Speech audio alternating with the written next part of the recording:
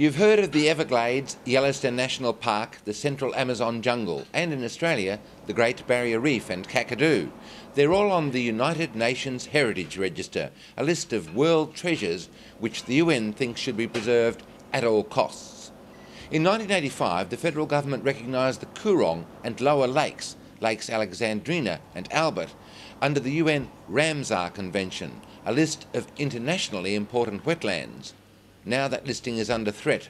Water levels have dropped so low that Lake Alexandrina is 0.2 of a metre below sea level and Lake Albert 0.7 of a metre below. The only thing stopping the sea from flooding in, flowing backwards, are the artificial barrages. And since 2006, the number of birds has dropped by 10%.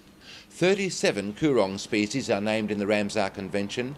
Many of them are now at risk of moving from the rare category to threatened or endangered. These birds migrate from the Lower Murray to the Northern Hemisphere. The chair of the National Heritage Register, Kasa Carter, says if there isn't enough food for them when they arrive after their long flight, because plants are lost as the lakes dry up, and that means invertebrates are lost, and that means fish are lost, then the birds don't have enough food to build up the reserves to be able to make the journey back home again. Ms Carter says now that she feels the federal government is sitting on its hands, and the state government too.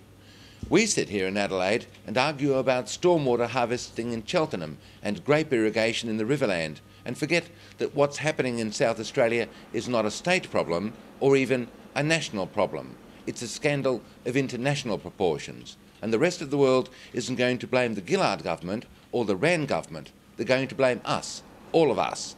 So it might be time for all of us to tell Wran and Gillard not to drag our international reputation down 0.7 of a metre below sea level.